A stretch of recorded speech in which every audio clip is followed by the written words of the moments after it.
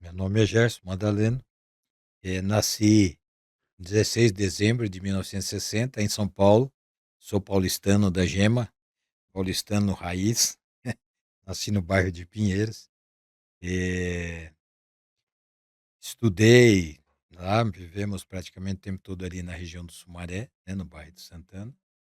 Ah, Sou dentista, comecei a trabalhar, meu pai sempre foi protético, e comecei a trabalhar com ele com 15 anos de idade. Agora, o ano que vem eu vou fazer 50 anos de trabalho De dentro profissão. da área odontológica.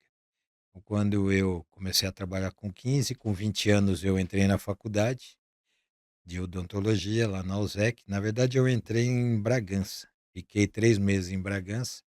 Aí depois de Bragança eu fui chamado, eu estava na lista de espera da USEC, que hoje é Unisa, né? Em Santo Amaro. E aí eu ia e voltava toda noite para Bragança, porque eu estava numa lista de espera da USEC. Então não me estabeleci lá, fiquei 3 meses, quase 4, indo e voltando toda noite para Bragança.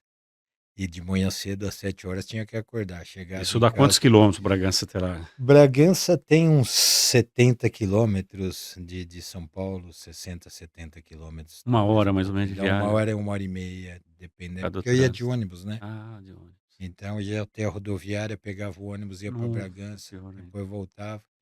E assim, aí foi bem, mas aí eu fui para o ZEC. Em 85 terminou o curso, terminou a faculdade, comecei a trabalhar e estou até hoje trabalhando, exercendo a função de dentista. Em 1999 eu fui convidado, né, pelo meu cunhado, na época, que era maçom. Então ele me convidou, meu concunhado, em 88, por aí, em 89, ele me chamou para ser maçom, mas eu não quis. Eu sou concunhado do Major Olímpio, do senador. Ele Hum. era parceirão, nós nos conhecemos quando eu comecei a namorar com a Ana, né, em 1985. Ele estava saindo da academia e eu estava saindo da faculdade. Tudo cabação. E assim a gente criou uma amizade muito grande e vivemos junto o tempo todo. E aí ele me chamou, mas na época eu não tinha interesse não em ser maçom. Eu conhecia a maçonaria porque meu pai tinha amigos maçons. E eu via que eles eram pessoas diferenciadas, né? Mas meu pai nunca quis ser maçom, porque fala assim: "Ah, quer ser maçom? Ah, sim. Ah, o que que faz lá?" "Ah, não pode falar. Não quero. Eu não vou entrar num negócio que eu não sei o que tem que fazer." Meu pai era daqueles mais durão e não entrou, mas era uma pessoa muito correta, né? E aí eu falei para o Olímpio que: "Ah, não, agora não rola." E aí quando foi em 99, Ah, ele o que fez o meu primeiro convite o então, o primeiro Major convite Olímpio. foi o Olímpio. Na época era tenente. Aí o Luiz, que era o meu cunhado, irmão da minha esposa, aí ele me chamou em 99. Aí eu já estava em condições de participar e eu entrei na ordem maçônica. E aquela coisa que a gente fala, né, a gente não sabe, até a gente entrar na ordem, a gente não sabe que tem potência diferente, que tem o que é maçonaria verdadeira, maçonaria falsa. Eu dei uma sorte, eu falo muito, que eu dei uma sorte muito grande de ter entrado para o GOB, porque com o convite do Luiz, eu podia ter entrado em qualquer maçonaria, até essas vagabundas aí, porque eu não sabia. Que Quem não é sabe? maçonaria, não. Pois é, e a gente não sabe, né, que também tem essas que são fajutona. Então, e aí eu comecei a fazer, iniciado em 99, em 19 de julho. Aí, dia 16 de julho de 2000 eu fui a companheiro. Em fevereiro de 2000 eu fui a companheiro, e 2001 em fevereiro eu fui ao grau de mestre. Em 2004 eu fui eleito venerável da minha loja, e aí começou a jornada. Aí a gente construiu o templo, a minha gestão, a gente trabalhou muito para crescer a loja. E quando eu saí do cargo de venerável em 2005, a eu fui chamado para ocupar uma função no na potência estadual. E dali para frente, até hoje não, até o ano passado, quando eu larguei o cargo de grão-mestre, eu me dedico à ordem maçônica, Mas hoje você é grão-mestre de honra, né? de honra. É o título que se dá ao ex-grão-mestre, né, no Grande Oriente do Brasil, é grão-mestre de honra.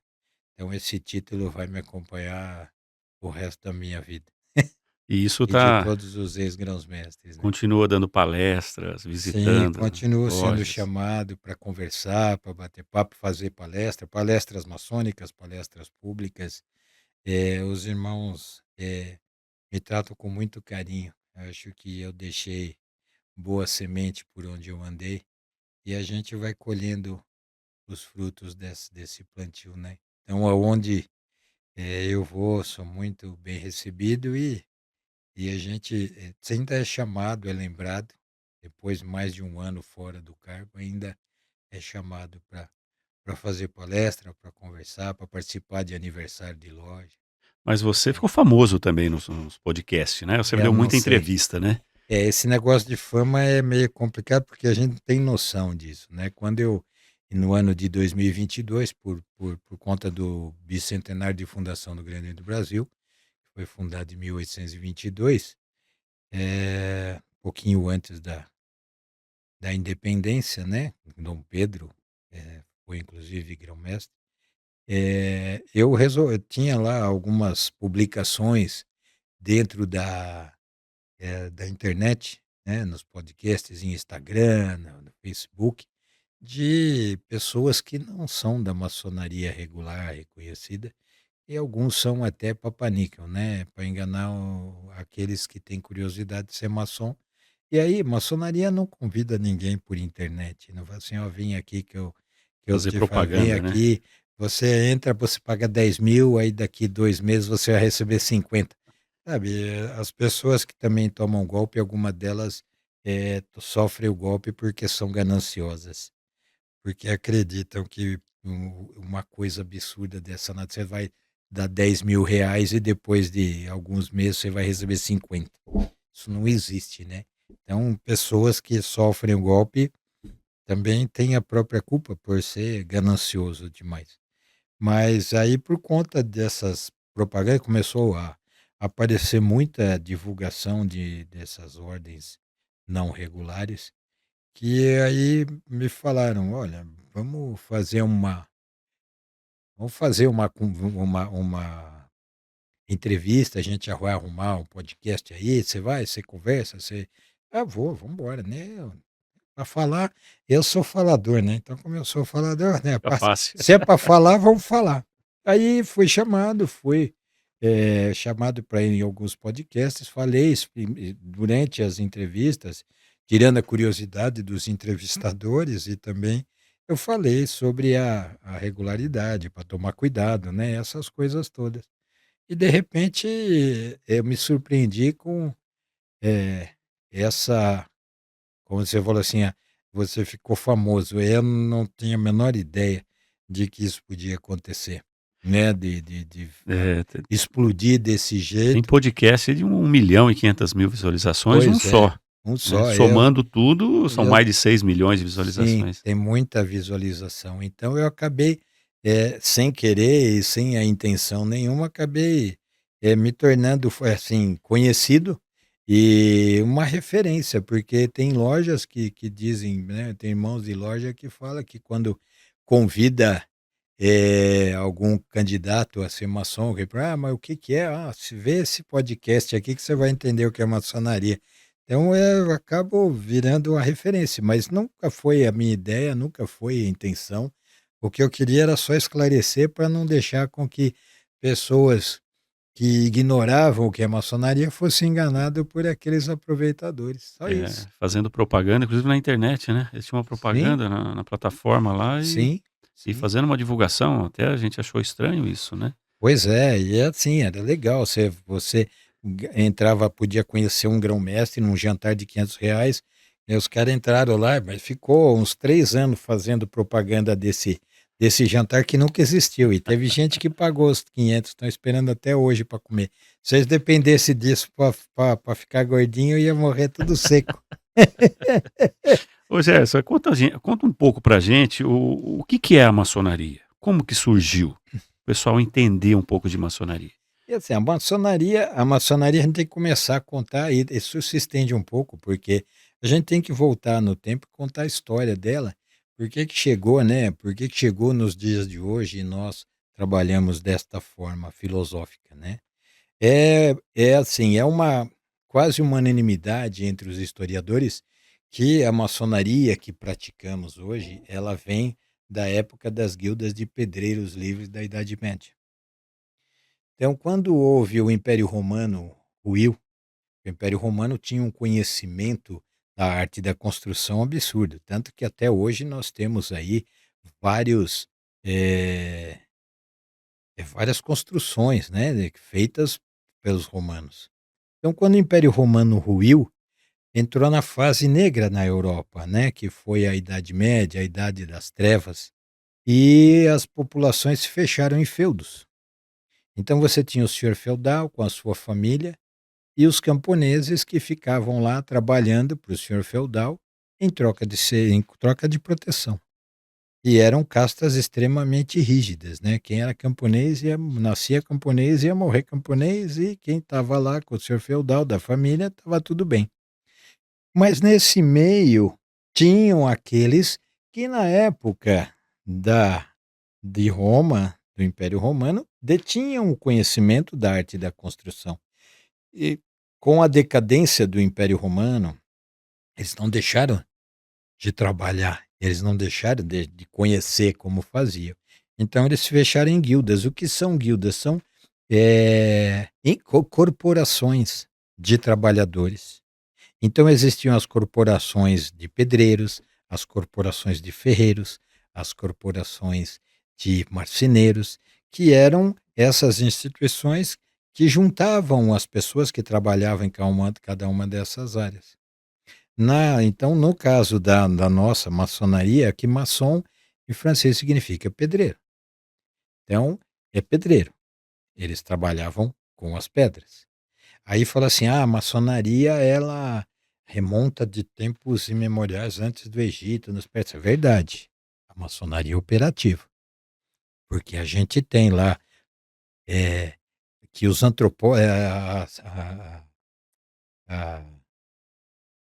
velhinha é assim, acontece, de vez em É. quando as palavras desaparecem, mas, a arqueologia está descobrindo hoje construções que têm mais de 10.000 anos, que eles não tinham conhecimento. Então, existiam sim maçons nessa época, pedreiros, maçons, mas literalmente pedreiros que trabalhavam na arte da construção, né. No Antigo Egito nós temos lá as pirâmides, nós temos várias, regiões que você tem as cidades que estão abandonadas hoje, mas que foram construídas por pedreiros, por maçons. Agora a maçonaria especulativa é outra coisa, que eu vou contar ainda daqui a pouco. Mas então essas guildas, né, essas corporações de pedreiros livres se reuniam no que se chamava, que hoje a gente tem a nomenclatura de loja, né. Aqui na América, né, nós temos na língua espanhola, a língua portuguesa, italiana, se chama loja. Mas na verdade isso é por conta de uma similaridade fonética, porque loja vem do inglês lodge, que significa alojamento. Os pedreiros se reúnem até hoje. Quando estão naquelas construções de pedras, eles se reúnem em alojamento. Mas por conta da similaridade fonética, eles chamavam de loja, então foi chamado de loja. O load virou loja. Mas são alojamentos onde os pedreiros trabalhavam. E nessas guildas eram operativos. Eles realmente trabalhavam com pedras. Em 1666, houve um grande incêndio em Londres, que destruiu praticamente toda a cidade. E as guildas, né, as guildas de pedreiros, de marceneiros, de ferreiros, se dirigiram até a Inglaterra para ajudar a reconstruir Londres. Levou quase 90 anos para reconstruir a cidade. E quando chegou perto de 1717, né, ali um pouquinho antes, no começo do século XVIII, eh, a arte da construção já estava sendo, né, já tinha feito muito castelo, muita igreja, muita catedral, já tinha muito monastério, muito convento, já estava meio saturado o mercado, né, tinha que deixar dar uma vender os imóveis para poder que nem a dia de hoje. E aí o que acontece? Começou a entrar a maçonaria, começou a Europa, de uma forma geral, começou a ter o Renascimento.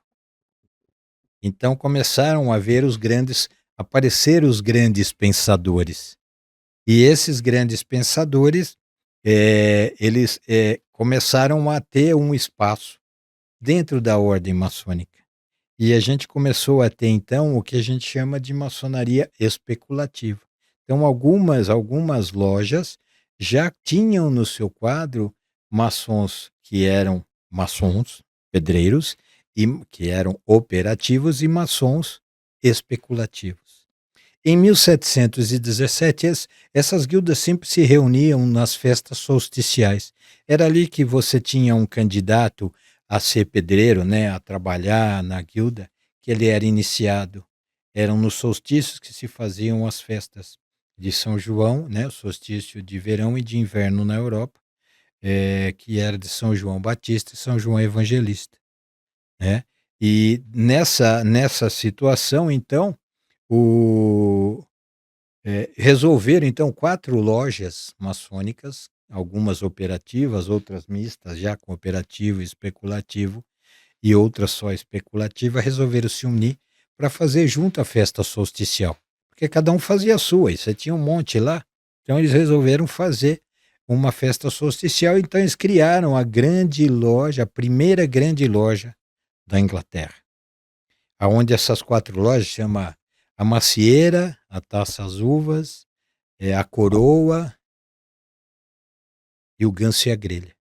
Eram 4 lojas que o nome delas eram o local aonde eles se reuniam, que não tinha templo naquela Existe época. alguma delas até hoje? Existe, eu não sei, assim, tem uma que parece que ainda tem o local, mas as lojas não existem mais. As guildas não tem mais, não existe essas lojas, 4 lojas não tem. E elas, pelo que eu sei, né, sabe que a arqueologia quebra qualquer historiador, né? Nada é absoluto. E então, essas 4 lojas então criaram a grande loja para poder fazer. Nos primeiros anos foi só para fazer as festas solsticiais. Até que em 1723, na verdade 721, a primeira Constituição de Anderson, aonde ele começou a organizar o funcionamento da maçonaria especulativa. E depois, então, o que é a maçonaria especulativa? Ela deixou de ser operativa e passou a ser filosófica. E aí os irmãos passaram a ser, então, os membros das lojas maçônicas passaram, então, a ser, filosoficamente, uma pedra para a construção de um edifício social ideal. Então, na maçonaria filosófica, que é especulativa, cada um de nós, cada maçom, é uma pessoa, é uma pedra para a construção de um edifício social ideal, aonde você tem o respeito, onde você não tem a vingança, onde você trabalha o respeito, a dignidade das pessoas, essas diferenças, né? Os preconceitos são todos trabalhados para que eles deixem de existir e a gente viva realmente em harmonia, onde todos conseguem viver em harmonia, apesar das diferenças. Então é isso que os maçons hoje especulativos, né, desde 1723, quando foi feita a segunda Constituição de Anderson, que está até hoje, quando ela foi feita, então é isso que a gente segue, né? São comportamentos virtuosos, nós temos que colocar em prática as virtudes cardeais, né? De amor, de respeito, de humildade, de fraternidade, de perdão, de tolerância. Então, tudo isso é o trabalho que a gente tem que pôr no nosso comportamento. A maçonaria, ela nos ensina a trabalharmos a nossa mudança pessoal. A maçonaria não está aqui para fazer com que as pessoas corrijam umas às outras. Cada um corrige a si mesmo, porque é aqui que a gente muda. Se eu quiser mudar o mundo à minha volta, eu tenho que mudar o meu comportamento. É através do exemplo, do comportamento, que a gente vai mudar o comportamento das pessoas que estão ao nosso lado. Se você agir com gentileza, se você for uma pessoa amável, se for respeitoso, se for gentil, né? Você vai fazer com que as pessoas lhe tratem do mesmo jeito. Você nunca vai ser hostilizado se você tratar a pessoa com amor, com gentileza, com respeito. Nunca. Isso não existe. Ele pode até estar num mau dia e fazer uma grosseria com você, mas se você responder com respeito, com amor, com tolerância, a postura da pessoa muda. Então é através dessa compreensão, dessa consciência que a maçonaria especulativa trabalha. E é assim, através disso que a gente vai trabalhando. Por isso que dizem que a maçonaria é uma autolapidação, é o autoconhecimento, é você aparar as arestas. Na maçonaria operativa, para que você construa um castelo, uma igreja, uma catedral, as pedras têm que estar bem lisinhas para que elas fiquem bem juntinhas assim, para que ela fique protegida das intempéries do tempo. Eu numa maçonaria especulativa onde nós somos as pedras. Nós temos que aparar as arestas. Quais são as arestas que separam os homens uns dos outros? A vaidade, a cobiça, a inveja, a ira, a cólera, né? São procedimentos que afastam uns dos outros. Então esses comportamentos é que nós temos que combater como maçom, para que a gente apare as arestas. Quando eu deixo de ser arrogante, soberbo, se eu sou soberbo, se eu sou arrogante, você não vai ter muito prazer em estar do meu lado. A gente se afasta. São arestas. Agora, se eu sou gentil, se eu sou educado, se eu tenho respeito pelo seu trabalho, por aquilo que você faz, a gente se aproxima. Então, essa é, filosoficamente, a nossa função. É muito difícil a gente conseguir fazer com que todas as pessoas compreendam isso. É muito difícil, mas nós estamos aqui para evoluir. Nós não estamos aqui nesse mundo para só comer, beber, fazer filho, ir embora e morrer. A gente está aqui para evoluir espiritualmente, para crescer. A maçonaria preza a prevalência do espírito sobre a matéria. Então nós estamos aqui para nos tornarmos pessoas melhores. A gente veio para esse mundo para a evolução pessoal, espiritual. Porque isso que a gente vive aqui, na verdade, se a gente for parar para pensar de forma racional, isso aqui, se você acredita em vida após a morte, isso daqui é um sonho. Você dormiu como espírito e aí você foi acordar como um bebezinho. Aí você vive essa vida toda, aí você morre, aí você volta a ser um espírito.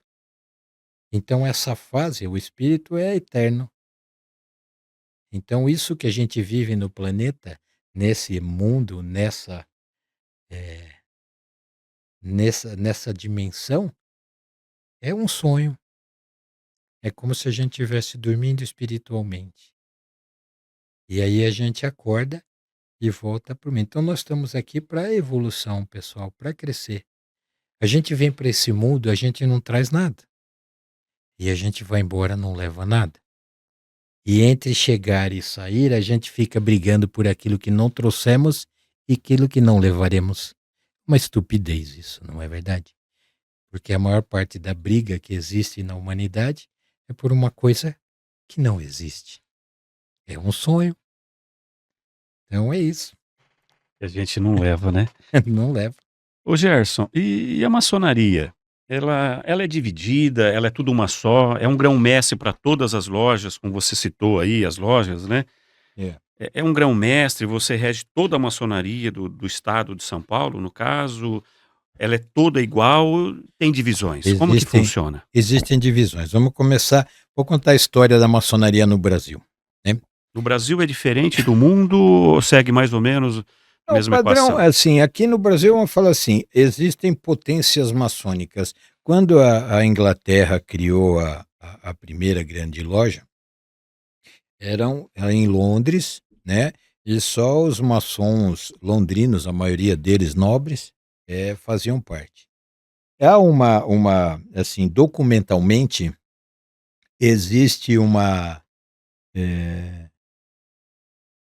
registros de atas de lojas maçônicas operativas mais antigas estão na Escócia e na Irlanda, não na Inglaterra. Então existem maçons irlandeses, a maçonaria irlandesa e escocesa é mais antiga do que a maçonaria, em registros documentais. E aí tinham maçons que viviam em Londres que eram irlandeses e escoceses. E aí também queriam participar disso, como acharam bacana ter essa união, porque começou a haver uma organização de padronização de procedimentos ritualísticos. E criaram, então, rituais para nos ensinar a nos tornarmos pessoas melhor, a começarmos a analisar o nosso comportamento e ter consciência do que devemos fazer para crescer. Muito bem. Eh, essa corporação, então, foi crescendo e, em 1754, na verdade, um pouquinho antes, vamos só voltar antes da fundação da outra grande loja, em 1736 ou 38, não me recordo exatamente a data, um maçom operativo chamado Samuel Pritchard teve uma desavença com um maçom especulativo e ele escreveu um livro chamado Maçonaria Dissecada. Pode pegar que você vai ler lá. Ele conta tudo sobre a maçonaria. E aí esse livro fez com que a primeira grande loja fizesse algumas alterações ritualísticas de procedimento, porque se um profano, né, profano aqui, só para falar para as pessoas que estão nos vendo, profano não é pejorativo. Profano significa aquele que não é iniciado. Na maçonaria é uma instituição iniciática, quem não é maçom é um profano. Sem ofensa. É só conhecer a língua portuguesa que você vai ver que está tranquilo. E aí o que acontece? É, essa, essa, esse livro fez com que a primeira grande loja alterasse procedimentos. Para quê? Para que se algum profano tivesse acesso ao livro, não ia entrar na grande loja. Porque eu falo assim, pô, se o cara tá contando o que é sinal, qual é o sinal, então vai dar ruim. Então trocaram tudo, inverteram um monte de coisa, palavras, inverteram sinais, que a gente tem sinal, toque, palavra, é verdade, que a gente se identifica, ninguém sabe. Uma bobagem muito grande isso, porque a internet conta tudo. Tem muita coisa que é errada, mas tem algumas coisas que descubram vocês. Aí o que acontece? Aí o que acontece? Eh, Eles mudaram tudo. E aí, os irlandeses e os escoceses que queriam participar da grande loja, assim, fala assim, não, você sabe que para inglês, escocês e irlandês é de segunda categoria, né? Então eles não aceitavam, porque eles não eram nobres, eram diferentes. E o que eles fizeram? Então eles criaram a grande loja de toda a Inglaterra, em 1758 ou 56, agora não me lembro. E aí, nessa época, eles criaram uma primeira grande loja. Como a maçonaria inglesa, lá de Londres, tinha mudado todo o procedimento ritualístico, eles falaram assim: vocês são modernos, porque vocês não seguem os ritos originais, o ritual original. Nós seguimos, nós fazemos a maçonaria tradicional, então nós somos mais antigos, apesar da fundação ser posterior. Por isso que existe, na Inglaterra tinha os antigos e os modernos. Os modernos era um termo pejorativo que os maçons irlandeses e escoceses faziam dos ingleses porque eles tinham mudado tudo. Quando chegou em 1813, houve uma fusão dessas duas. Por quê? Porque é, é, os grãos-mestres eram de família real. Isso estava nos estatutos. E eram primos que estavam cuidando disso. Um não estava nem aí com a maçonaria. E tinham muitas ordens místicas, ordens secretas, que ficavam trabalhando para derrubar o rei ou a rainha. Então, eles pegaram, se uniram, para que fosse algo representando tendo a representação da monarquia inglesa, e aí fundaram então a Grande Loja Unida da Inglaterra, que fez agora em 2017 300 anos de existência, né. E assim, a maçonaria surgiu de forma especulativa, e assim ela se espalhou para a Europa, foi para a França, foi para a Alemanha, Portugal, Espanha e Itália, ela foi se disseminando em toda a Europa. Mas ou eles estavam ligados à grande loja dos modernos ou à grande loja dos antigos. E depois, quando juntou, houve a fusão, já tinha muita loja maçônica, muita potência maçônica, nos países do continente europeu. Já estava disseminado, então não seguiram as mudanças que ocorreram, na Inglaterra. De uma forma bem resumida, a história é mais ou menos assim. E aí o que aconteceu? Aqui no Brasil, existiam, as pessoas que estudavam, né, os filhos de grandes, fazendeiros que tinham cana, que tinham café, que cuidavam de gado, eles tinham dinheiro e iam estudar na Europa. Assim também como os filhos de grandes comerciantes, eles iam para a Europa para estudar. E lá descobriram que existia uma coisa chamada maçonaria, e ficou muito, virou uma febre, principalmente entre a elite, porque eram pessoas que pensavam, você tinha que pensar, você tinha que ter cultura para entender as coisas. Então quem estava lá se especializava. Então eles quando voltavam para o Brasil, eles eram maçons, e aí tinham aqueles ideais de liberdade, igualdade, fraternidade. Todos, estavam questionando muito as monarquias que existiam na Europa, né, na França, na Espanha, na Itália, Portugal, eram todas muito questionadas já. Então, esse sistema de eu mando e o resto obedece já estava ficando meio ultrapassado. E no Brasil veio para cá a mesma coisa. Essas pessoas, logicamente, como eram pessoas que tinham força política e financeira, né, o financeiro torna o cara politicamente forte, então, eles começaram então a trabalhar junto à monarquia quando Dom João VI veio para o Brasil em 1808, fugindo lá para não ser pego por Napoleão, eh, vieram maçons, veio toda a corte para cá, e quando ele foi embora em 20 ou 21, ele voltou para Portugal. Ele deixou escrito que era proibido fazer, reunião maçônica, de seitas secretas. Entre a maçonaria, um delas, e o castigo era assim: ou a morte ou o exílio na África por 5 anos. Aí dependia do grau de comprometimento que você tinha com essas ordens, espúrias, aí, com essas ordens, como é que se diz? A palavra foge de novo. Com essas ordens se secretas, secretas. Olha, uma palavra tão simples e foge. Então, com essas ordens. Então, o que acontece? Eh, Na maçonaria, eles tinham uma proximidade no Brasil muito grande com Dom Pedro, com, o Império, né. Então você tinha José Bonifácio, você tinha Gonçalves Ledo, você tinha alguns, eh, libertadores, de escravos, que estavam ligados ao Império e que estavam interessados em, promover a independência do Brasil. Então a maçonaria do Brasil, no Brasil, ela foi fundada, o Grande Oriente do Brasil foi fundado no dia 17 de junho de 1822, pouco antes da proclamação da independência. Teve a participação de vários maçons nesse processo, né, mas o GOB foi fundado, em 1822, o primeiro grão-mestre foi José Bonifácio. Depois iniciaram Dom Pedro na maçonaria e ele se tornou também grão-mestre do Grande Oriente do Brasil. E assim, Dom Pedro, quando viu que Gonçalves Ledo e o Zé Bonifácio estavam querendo usar a mão dele, um para derrubar o outro, porque os dois eram pela independência, mas Gonçalves Ledo era republicano e o Zé Bonifácio era monarquista.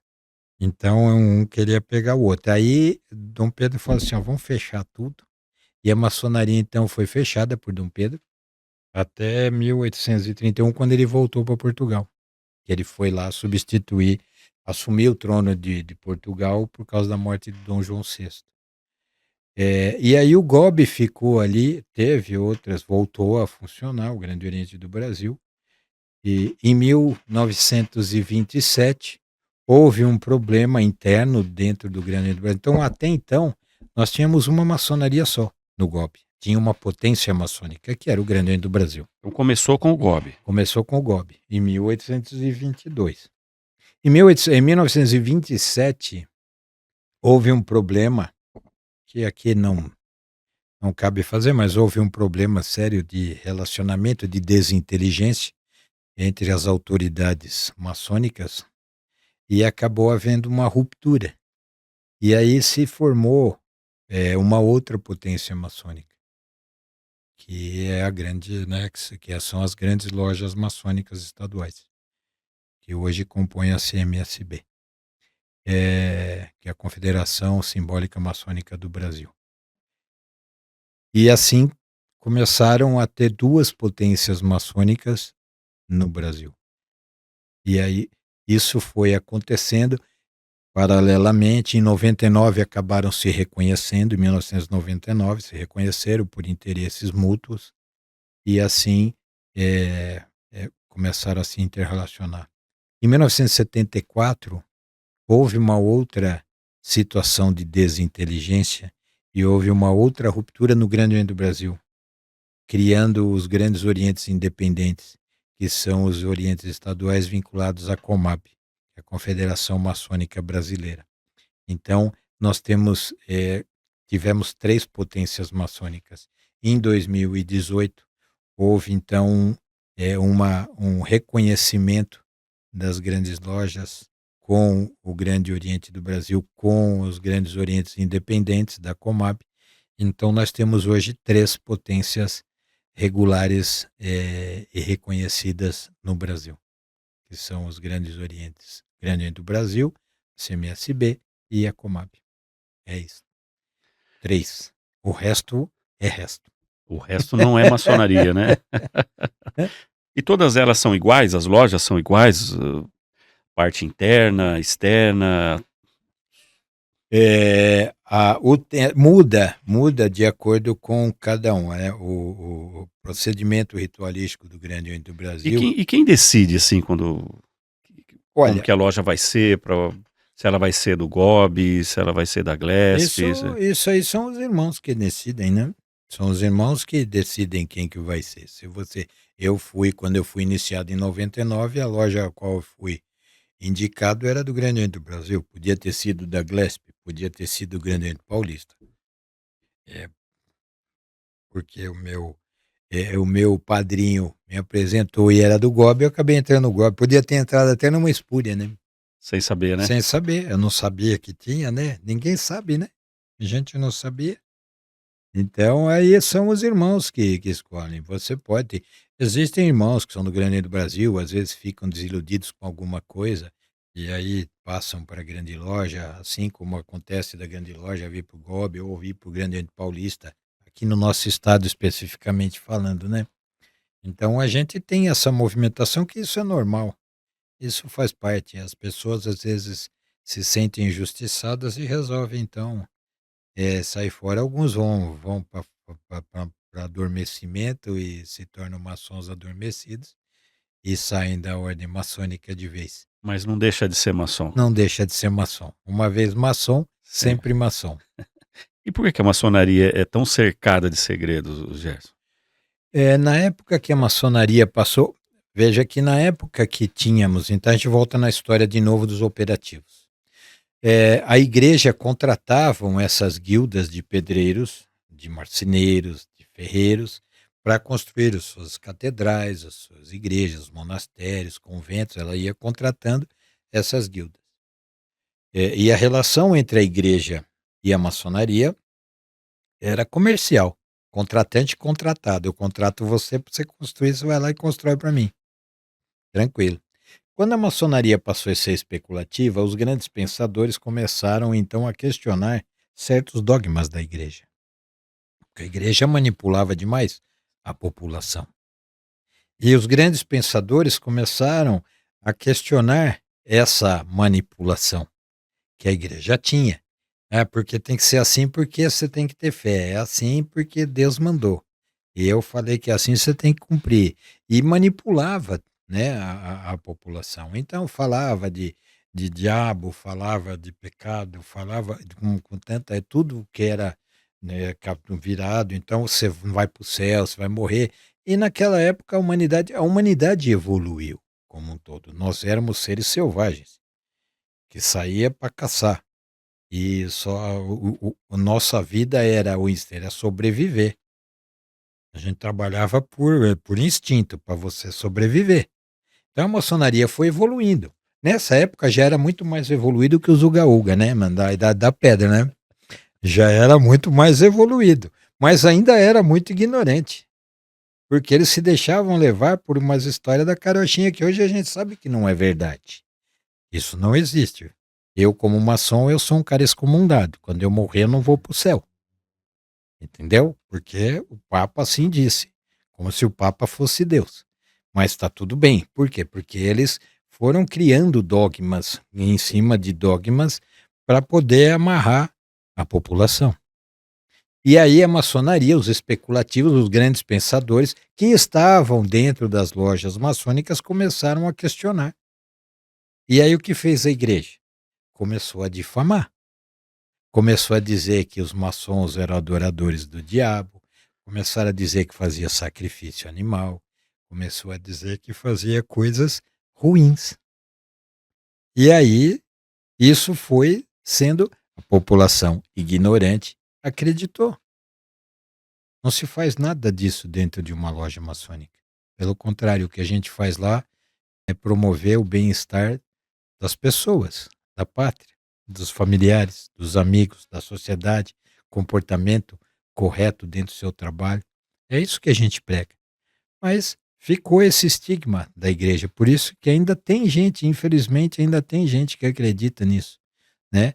E por conta disso, o Papa fez um edito lá que tudo maçom é um excomungado. Tem um documento que eu tive a oportunidade de ver, é, o Grande Oriente do Brasil tinha sacos de documentos históricos que estavam no seu porão. E eles foram, resgatados e foram, eh, como é que chama quando você pega o que está estragado e arruma? Restaurados. Restauração. Muito bem, tá vendo? Velhinha. Então fizeram restauração, 45.000 documentos. E eu tive a Trabalho. oportunidade de aqui em São Paulo, o restaurador era aqui de São Paulo, a sede do Grande Oriente do Brasil é em Era um Brasília. grande acervo, então, né? Sim, absurdo. E aí, eu tive a oportunidade, quando vinham os oficiais do Grande Oriente do Brasil para São Paulo para ver como estava o trabalho do restaurador, eu tive a oportunidade de estar junto. E eu tive acesso a um documento, escrito lá do Nordeste, aonde havia uma reclamação das viúvas e de alguns irmãos, que a igreja estava pressionando os maçons quando eles estavam para morrer, que eles deveriam, para receber a extrema-unção, Se converter. para que eles renegassem a maçonaria, para que eles jogassem a maçonaria. Então você vê como era a ignorância. A Isso pressão era é grande. muito grande, muito grande. Então, e tem essa carta que eu li, né, ninguém me falou, eu vi o documento, eu fiz a transcrição. E se Deus quiser eu vou resgatar isso aí, entendeu? Então, é por isso que há essa, ainda hoje ainda há essa mística de que a maçonaria é uma coisa ruim, que não é, né, nunca foi. E ela é uma instituição muito fechada, ô Gerson? Acho que ela deveria ser mais aberta para a população, conhecer o templo. Ah, Existe mesmo, se a população quiser conhecer, alguém quiser ir lá e entrar, como que funciona? isso daí na verdade essa abertura já existe, né, a maçonaria ela não é secreta há muito tempo, ela não é secreta, ela é discreta. Se eu fosse secreto, eu não ia ter CNPJ. Toda loja maçônica tem um CNPJ, tem conta em banco. Como é que você tem uma instituição secreta que tem CNPJ e conta em banco com registro em cartório? Cadê o segredo aí? Isso não existe, né? Então, não tem segredo. E existe sim uma abertura. Nós vamos, a maçonaria está abrindo sim as portas. Temos várias sessões que são sessões magnas públicas, né? Que tem gente que fala que sessão branca, não existe sessão branca, porque a gente não tem sessão preta nem negra. A gente tem sessão pública e sessão maçônica. Então, eu mesmo hoje estarei em Bariri fazendo a palestra pública para amigos, familiares dos irmãos da região aqui. Então, isso já não existe mais. Quem quiser procurar e saber e conhecer o que é maçonaria, está aberto para quem quiser saber. Ela não é secreta. O que a gente faz é ser discreto. Porque quando você faz, a maçonaria trabalha a benemerência de uma forma absurda. Lojas maçônicas que trabalham nas suas cidades fazendo trabalhos de ajuda à sociedade, absurdo. Tem loja maçônica que cuida de Santa Casa, tem loja maçônica que cuida de creche, que preside a PAI, que é a ACD. Eu conheço lojas no estado inteiro e eu sei o que se faz, que dão apoio à casa de câncer, a casa de apoio para familiar câncer que está com problema de câncer, né? Em Barretos tem bastante, nós temos em Jaú, nós temos em Fernandópolis, se não me engano. São casas de apoio para as pessoas. Então, existe muito trabalho que é feito, mas não se divulga. Por que não se divulga? Porque quando você faz propaganda daquilo que você está fazendo de benemerência, queira ou não, você está trabalhando o seu ego. Você está trabalhando a sua vaidade. Olha, eu dei, eu. Então, por isso a gente procura trabalhar assim, é o que a mão direita faz, a esquerda não precisa saber. Mas se as pessoas quiserem, vão nessas instituições que necessitam de agir, creches, de asilo. Começa a procurar vários, você vai ver que sempre tem uma loja maçônica que dá um apoio aqui, um apoio ali, tem um maçom, sempre vai ter alguém investido, né, imbuído em ajudar esse tipo de instituição. Então a maçonaria não tem nada de segredo mais. E qualquer um pode ser maçom, Gerson? Por exemplo, eu vou lá na porta da loja, numa maçonaria, deixo um currículo, falo: "Eu quero ser maçom, me liga", como que funciona, Gerson? Olha, a maçonaria, primeiro assim, a maioria dos convites são feitos através de indicação. Então eu sou maçom, aí eu conheço você e falo assim: "Pô, você tem um perfil legal para ser maçom". Qual é o perfil legal para ser maçom? Ser uma pessoa livre e de bons costumes, ser uma pessoa que pratica o bem de bom coração. Aí você pega uma pessoa que já é de índole boa e a maçonaria vai transformar esta pessoa numa pessoa melhor. É o lapidar, né? Você pega um diamante bruto e faz a lapidação. A maçonaria não transforma bandido em mocinho. Ela não pega uma pessoa de má índole e transforma em boa índole. Não tem isso. Isso não existe. Então, quando você quer, mas aí a gente não tem, né, a indicação. Mas a gente não tem o dom da onipresença, da onipotência e da onisciência. Tem muita gente que às vezes está do nosso lado, bem próximo, que a gente não tem essa visão de pensar em trazê-lo para a ordem. E isso já acontece, né? Então o que acontece? Se a pessoa tem interesse, ela pode sim, existe no site do Grande Oriente, tem isso, assim, se você tiver interesse em ser maçom, clica aqui, você vai responder um questionário, você vai responder, vai fazer contato, aí alguém do Grande Oriente ou da Grande Loja entra em contato para que você possa ver se você tem realmente condições. Uma pessoa que tem uma ficha corrida ruim, dificilmente vai entrar na maçonaria. Existem pessoas que entram? Sim, existem. Às vezes erra, né?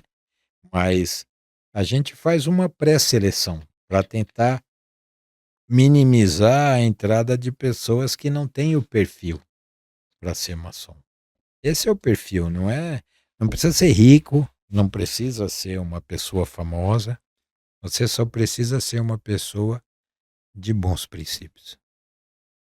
Aí você pode, se você não tem ninguém, ou então conheça um maçom e pede, fala: "Ó, eu tenho interesse em ser maçom". Como que é feita essa avaliação? Você Cada loja faz a sua, né, cada loja tem um perfil. Então existem irmãos que são mais rigorosos, que querem colocar pessoas perfeitas na ordem, esses daí nunca iniciam ninguém. E não existe pessoa perfeita, né, com aquele perfil perfeito. Eu já indiquei algumas pessoas para serem maçons. Alguns eu achei que ia dar um bom fruto e esse não aconteceu nada. Outros que eu chamei, falei assim: "Ah, pode ser que dê certo", são excelentes irmãos. É, então, não dá para você saber. Não tem como você saber quem vai dar certo e quem não vai, né. Então, o negócio é assim, se você tem interesse, procura um maçom e vai. Agora assim, pode ser que tenha loja que fala assim: "Não, você não tem perfil", mas em outra dá. Nunca desiste, vai procurando. são regras diferentes, né, Gé? Porque às vezes são mais seletivos, né. E como que você reconhece um maçom, ô Gerson? Entre vocês? A gente reconhece então, existem algumas coisas que a gente vai não tem nada de segredo, assim, tem os sinais, toque palavra, que não é mais segredo nenhum, porque muita gente já sabe, tá na internet, e se eu falar que isso não é verdade, eu sou hipócrita, né, então eu não sou. Mas não é isso que reconhece. Nós nos reconhecemos através de algumas frases e de algumas palavras e de alguns comportamentos que a gente tem, como maçom. Que nos identificam. Sabem que você fazendo isso, falando dentro de um assunto qualquer, existem coisas que você fala que só quem está lá dentro sabe o que é. E numa conversa normal, quem não é, não vai saber. É assim que a gente se identifica. Não tem sinal, esse negócio de sinal, toque palavra já era. Já não Não funciona, é não engana segredo, mais. não é segredo para ninguém. E a partir de que idade que se pode ser maçom, Gerson? Tem idade mínima? Tem que ser casado, solteiro? Como Era que para funciona? ser assim, antigamente eram 21 anos. Hoje parece que já estão baixando um pouquinho, pode ser iniciado com 18 anos, desde que tenha, o apoio de algum irmão e tal. Mas a idade ideal é 21 anos quando tem emancipação. É que a lei de emancipação também muda, então muda a emancipação. A maçonaria é uma instituição iniciática, filosófica, filantrópica, progressista e evolucionista. Quando a sociedade evolui e progride, a gente vai, né? Se bem que assim, evolução, né? Evolução nem sempre é o sinal de coisa boa, né? Porque o câncer também evolui e não é uma coisa tão boa assim, né? Então, mas a gente leva para o lado positivo da evolução. Então, conforme vai mudando as regras da sociedade vão mudando, e a gente vai acompanhando, a maçonaria acompanha. Então, a idade mínima hoje, assim, é 21 anos a ideia, mas é mais interessante a gente entender qual é a fase do irmão ou do candidato a maçom. Se você tem existem, lojas que são lojas acadêmicas, fraternidades acadêmicas onde você coloca, universitários, que não tem dinheiro, né, universitário é sempre pobre, né, mano. Quando você estava na faculdade você tinha dinheiro? Não tem, a gente não tem, a gente fica mendigando. E assim, então, são lojas que mantêm essa fraternidade acadêmica e colocam jovens estudantes dentro da instituição, né, e eles são mantidos até que se formem e tenham a sua profissão, e aí, então, se formam maçons, né, de verdade, assim, de autossustento. Quem autoriza? Quem autoriza, se ele for casado, tem que ter autorização da mulher. Uma pessoa não vira maçom se a mulher não deixar. É realmente quem manda, né, Gerson? É, mas a gente tem que O assumir. patrão. Assume que dói menos, né, velho? Ou se ele não é casado, tem que ter. Se ele é emancipado e mora sozinho, não precisa de ninguém. Mas se ele mora com os pais têm que autorizar também. Tem que a família toda tem que A estar junto, família, né? sim. O que você pode falar para gente? O que se faz dentro da loja, dentro da maçonaria? Quais são existem rituais lá dentro? O que é feito nessa sessão da maçonaria? É uma vez por semana, cada 15 dias? Como funciona? Existem lojas que se reúnem quinzenalmente, existem lojas que são semanais, aí depende do grupo, dos irmãos, para se reunir para ver como vão fazer. Dentro da sessão maçônica não se faz nada além de se estudar. A maçonaria ela preza o conhecimento, a gente tem que estudar. Mas não é o conhecimento pelo conhecimento, como você lê um livro e fala assim: bom, agora eu já sei. Não, é você pegar aquele conhecimento que você adquiriu e transformar aquilo em algo que possa agregar valor no seu comportamento para você evoluir como ser humano. Não adianta você saber que, vamos dizer assim, você tem eh, a, a regra de Fibonacci, que é a proporção áurea. Então você fala assim: a proporção áurea é 6,16, 15, 17, né? Você sabe que aquilo tudo é perfeito, as flores são assim, os trabalhos são assim, a água é assim, tá tudo certo. E o que adianta você saber isso? Você sabe isso, a gente é um exemplo. Isso é a perfeição. Isso é o universo mostrando, a natureza mostrando que existe uma perfeição. E é assim, aí como você traz isso para você? Vamos trabalhar para que a gente seja também, porque nós somos perfeitos. O nosso corpo funciona de uma forma perfeita, tanto que a gente tenta imitá-lo com robôs, mas a gente não consegue. O nosso corpo é a máquina mais perfeita que existe. Só que a gente tem problema com relação alguns componentes eletrônicos que estão aqui dentro que causam alguns problemas no funcionamento geral. A gente entra em desequilíbrio com a energia que existe no universo e a gente acaba ficando ansioso, a gente acaba sendo pessoa odiosa, invejosa. Isso faz mal para a gente. Isso faz mal para a nossa saúde, para o nosso bem-estar. Então, esse é o ensinamento que a gente tem na ordem. Existe ritual? Sim, existe ritual. Assim como existe em todas as áreas que reúnem pessoas. Qual é a função do ritual dentro da maçonaria? É formar uma egrégora antes de fazer qualquer coisa. A igreja católica, quando você chega na igreja, tem aquele monte de gente lá, o padre não sai fazendo a homilia, dando a informação que ele quer, passando a mensagem do dia. Ele começa a ler passagens bíblicas, ele começa a ter as canções, ele vai fazendo um monte de situações para quê? Para fazer com que aquelas pessoas que estão ali, cuja energia no começo tem, porque a mente é energia, o pensamento é energia, a gente está com aquilo disperso. Elas estão dispersas e individualizadas.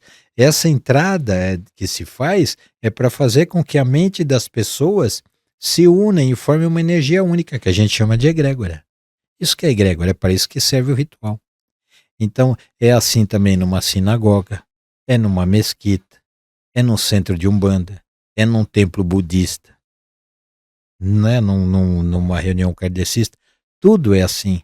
Mas a maçonaria não é uma religião, né? Não, a maçonaria não tem religião nenhuma, ela congrega, inclusive aqui dentro nós temos tudo isso que eu falei.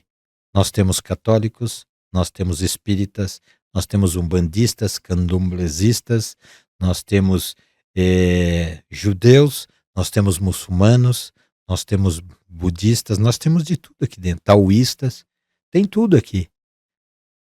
E matar Então, criancinha, chupar sangue de bode. matar criancinha, uma vez eu estava conversando, teve um. Tomar sangue é muito ruim, né, mano? Eu fico imaginando aquela Por porra. isso, assim, Né? não vai. Aí, assim, eu estava uma vez conversando, teve uma pessoa que veio falar exatamente isso. Porque mata criancinha. Aí eu falei assim: vamos parar para pensar. Eu vou falar para você uma coisa, só para você pensar, eu não vou falar nada, tá bom? Nós temos no Grande Oriente do Brasil, só falei do Grande Oriente do Brasil. Nós temos no estado de São Paulo quase 650 lojas hoje. Elas se reúnem semanalmente. Então veja só, 650 lojas se reunindo toda semana. Vamos botar assim, mas tem aquelas que são quinzenais, tá bom. Então vamos falar assim, 650 lojas se reunindo 2 vezes por mês. Onde você vai arranjar tanta criancinha assim? Que ninguém reclama. São 1.300 criancinhas que vão ser mortas por noite. Haja Assim, criança. cadê a fábrica da criancinha para você poder municiar esse? Ninguém denuncia. Mas é que maçom ele é, sabe? Tem alguns delírios mentais que existem que falam sobre maçom que se a pessoa parasse para pensar, ela não falaria. Não existe, não tem como você matar criancinha. Ninguém vai dizer que de onde tá? A mãe não reclama, o pai não. Mas tem gente que some. Essas pessoas que somem, elas são vítimas do tráfico de pessoas. Não é a maçonaria que faz, é o crime organizado. Venda de órgãos, essas coisas que a gente fica sabendo. A realidade, né? É. Mas resumindo aqui, o objetivo da maçonaria, afinal, qual que é o objetivo principal dela? O objetivo final da maçonaria é realmente fazer com que a gente, como ser humano, evolua, com que a sociedade seja uma sociedade mais justa, mais igualitária. É um trabalho, é um objetivo utópico. A gente precisa, a maçonaria, eu digo que ela é uma instituição autofágica, porque o dia que o ser humano se comportar do jeito que ela prega, que ela orienta, ela não precisa mais existir. Porque se nós tivermos uma humanidade onde o ser se respeita, onde você não faz a guerra, você faz tudo para fazer com que o ambiente à sua volta seja um ambiente de paz e de harmonia, onde você respeita as diferenças, onde você não, as desigualdades não existem, as explorações, né? A dignidade humana é respeitada. Quando você tiver isso na sociedade humana, não precisa mais ter maçonaria. Então, o objetivo da maçonaria é esse: é você realmente buscar fazer da humanidade pessoas melhores, para que o mundo seja um mundo melhor. A gente vê muita gente reclamando, muita gente passando privações, mas a mudança começa em cada um de nós. Eu não posso mudar o seu comportamento.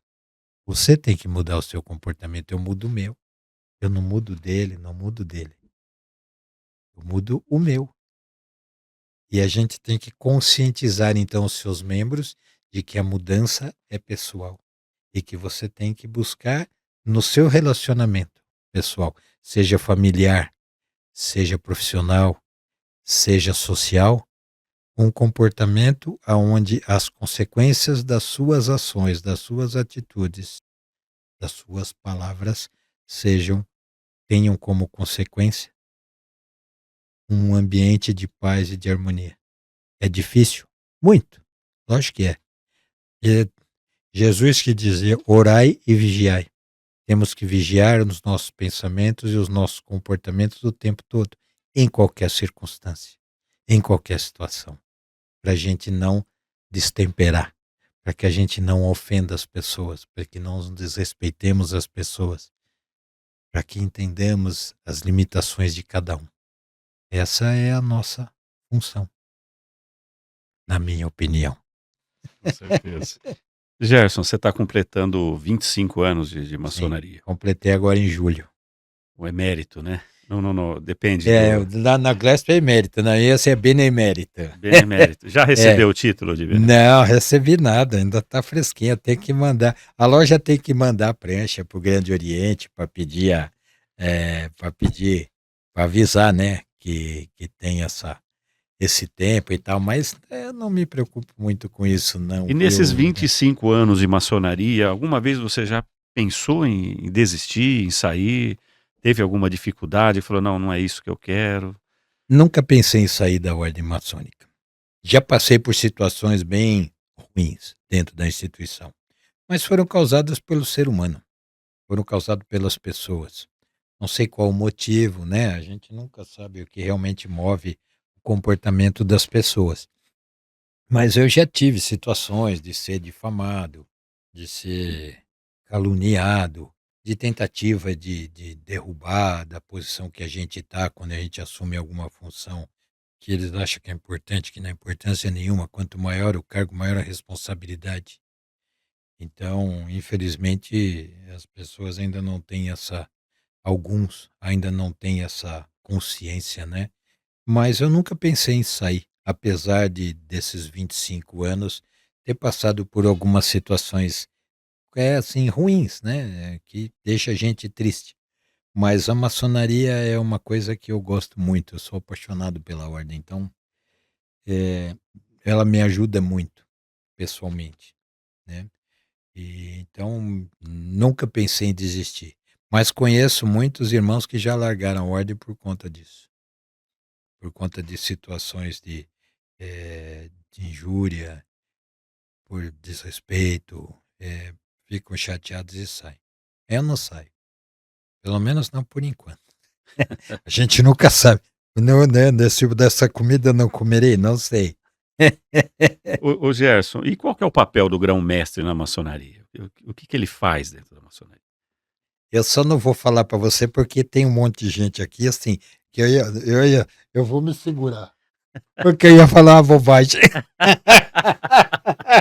Eu vou falar, eu não vou aguentar, eu vou falar, é a bunda de plantão.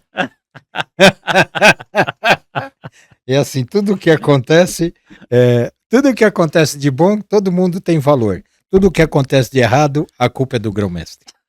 É assim, a gente responde É o por centro tudo. das pancadas, então? É assim, é o que a gente realmente, a responsabilidade é muito grande, né.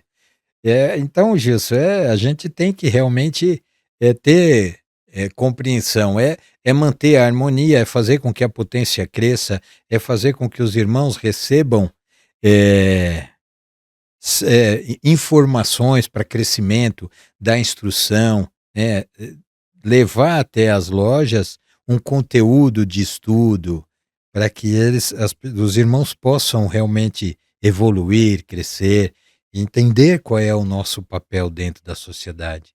Alguns irmãos, às vezes, parecem que são alienados, eles não entendem muito bem o que estão fazendo na maçonaria. Maçonaria não é confraria que você se junta com os amiguinhos para comer e beber. Ela é uma instituição muito séria de evolução pessoal. Comer e beber faz parte, porque a gente só cria laços de verdade quando a gente convive. Mas a maçonaria existe para a gente ser pessoas melhores. Ela nos ensina isso. Então é isso que a gente tem que fazer, né? E o grão-mestre tem por obrigação ser eh, o gestor de tudo que pode ser feito para levar até os irmãos e as lojas informações, eh, para que haja qualidade no ensino, no estudo.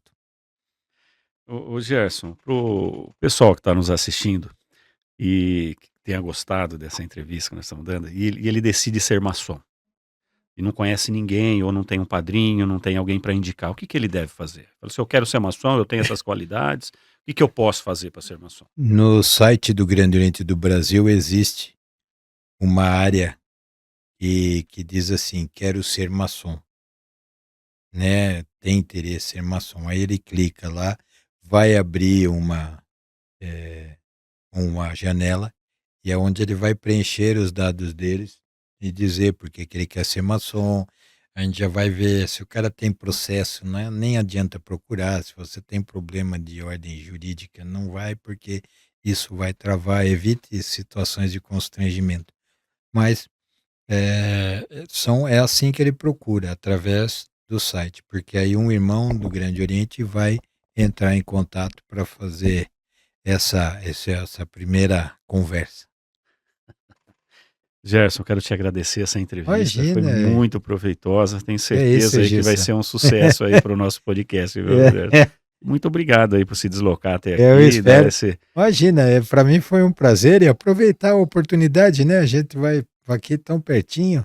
Eu que agradeço a honra do contato e de me dar a oportunidade de levar aí para as pessoas um pouco do que é a maçonaria, dessa instituição que eu gosto muito, que sou apaixonado e que me dedico até mais do que devia. Então foi um grande privilégio pra gente, O viu, privilégio foi Gerson. todo meu, Gilson. Que Deus Muito abençoe obrigado. vocês, viu? Amém.